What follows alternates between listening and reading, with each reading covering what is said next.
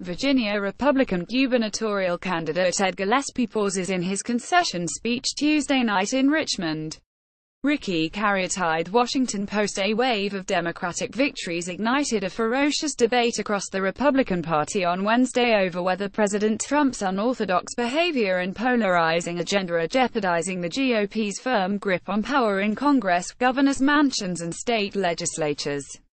The recriminations sparked by Tuesday's results, a decisive rebuke of Trump and his policies in Virginia and elsewhere, threatened the fragile GOP push to pass sweeping tax cuts by the end of the year and raise deeper questions about Republican identity and fealty to a historically unpopular president. A year ahead of the 2018 midterm elections, Republicans are increasingly uncertain about keeping their majorities on Capitol Hill and are worried about how damaging Trump's jagged brand of politics may become to the party. Donald Trump is an anchor for the GOP, said veteran party strategist Mike Murphy, a Trump critic. "We got that message in loud volume in Virginia. The canary in the coal mine didn't just pass out, its head exploded. The unease was palpable among vulnerable lawmakers, especially in suburban districts with the kind of voters who roundly rejected Ed Gillespie in Virginia." The Republican gubernatorial nominee ran on countering gang crime and illegal immigration and protecting Confederate history, cultural issues that Trump has made a touchstone of his presidency, but lost to Democrat Ralph Northam, 54% to 45%. Establishment Republicans are blaming Trump and talking about Armageddon, but what is their alternative? One Republican strategist asked. Jab in The Washington Post Ohio Gov. John Kasich said Tuesday's contests were a lesson to Republicans that catering to the party's conservative base with hardline appeals and incendiary language turns off the moderate voters they need to win in states like his own. He said his party must choose between a political message of blaming and scapegoating or a more hopeful pitch centered around everyday issues such as healthcare and the economy. "This is a repudiation of the politics of narrow," Kasich said. In an apparent reference to Trump's 2016 victory, the governor added, "The politics of anger may work for a moment in time, but it does not last, thank goodness."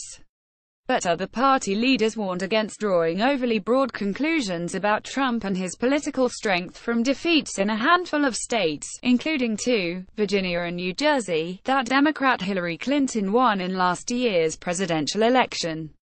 Democrats say this is a repudiation and this is an anti-Trump vote, but to me the case doesn't stick, said Robert Hayes, chairman of the North Carolina Republican Party. Donald Trump is extremely popular in a lot of places. His promise to drain the swamp resonated and still does, said Gov. Bill Haslam, Tennessee. "When you see one night of elections, you see one night of elections. There is always natural wind at your back if you're not in the White House, and wind in your face if you are." Still, even among Trump's allies, there were complaints about the White House being disengaged and unready to deal with the party's mounting challenges. Gov. John Kasich Royo called Tuesday's results a repudiation of the politics of narrow. Ranchwani, the White House isn't paying attention to the suburbs, and there has never really been a political operation there, said Edward J. Rollins, the strategist for the Great America Alliance Super PAC, a pro-Trump group. They have to develop a strategy where it's not just Trump alone winning, where the whole party is able to win. Andy Sarabian, an advisor to the group and an associate of former White House chief strategist Stephen K. Bannon, said blame cast upon Trump and Bannon for lurching the GOP to the right was misplaced. Establishment Republicans are blaming Trump and talking about Armageddon, but what is their alternative? Sarabian asked. White House officials defended Trump's efforts to help fellow Republicans, noting that he has held numerous fundraisers and other events to help the party. And they argued that the best way for incumbents to navigate the political turbulence would be enacting tax cuts and other Trump policies. The American people expect Republican majorities to deliver on their promises of boosting our economy, cutting taxes and repealing the disastrous Obamacare law, said Raj Shah, a White House spokesman. Nothing would help the political standing of Republicans in Congress more than delivering on the president's agenda. Trump's friends at the Capitol said the divisions are more about style than substance.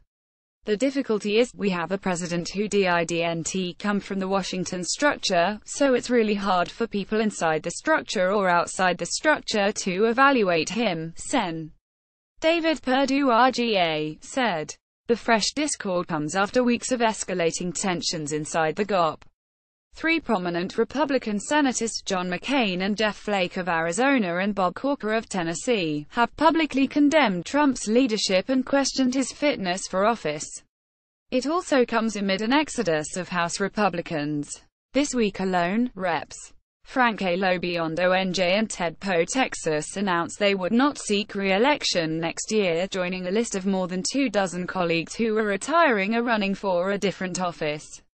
Democrats see many of those vacancies as ripe territory as they look to win back the House majority.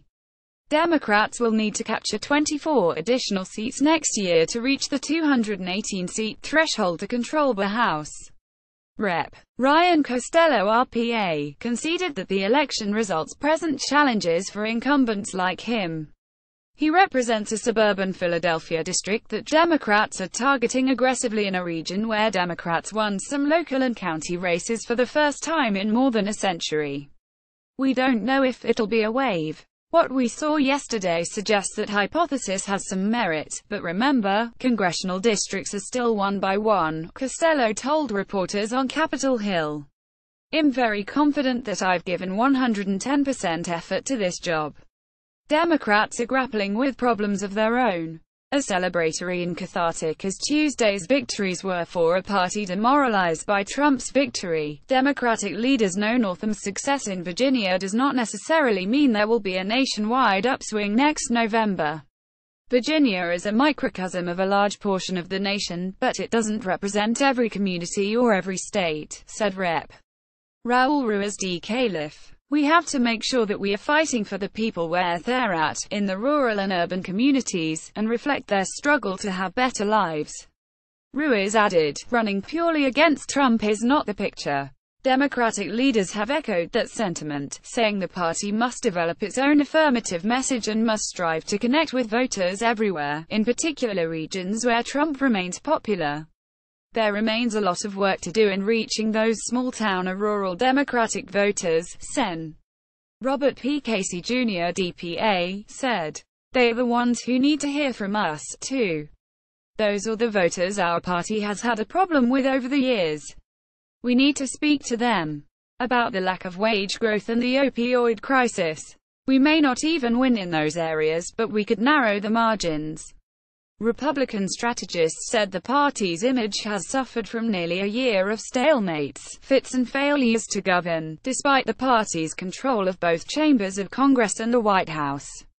That is one reason the proposed tax code overhaul has taken on such urgency among GOP leaders. Robert J. Dole, a former Republican Senate leader and presidential nominee, said that it was premature to assess the political environment for the midterms and that his party could improve its standing if it manages to pass major legislation. While I am disappointed in the overall results of yesterday's election in Virginia, I don't believe we can measure the impact on the GOP just yet, Dole said. If Congress passes the tax bill this year, this will help the president's popularity.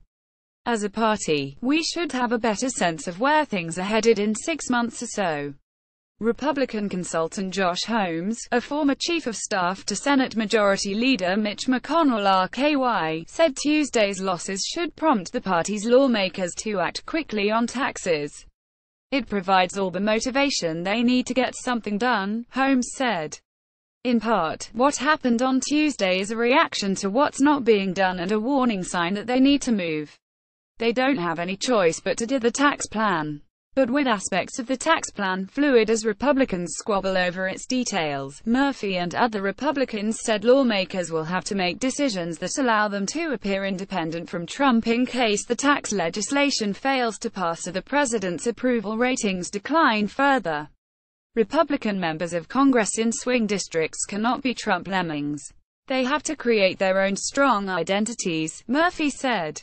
In the states where Republicans have won control of a majority of gubernatorial offices and state legislatures over the last decade, GOP leaders said the path forward was much the same: protect yourself. People get in trouble when they try to wear someone else's clothes, Haslam said.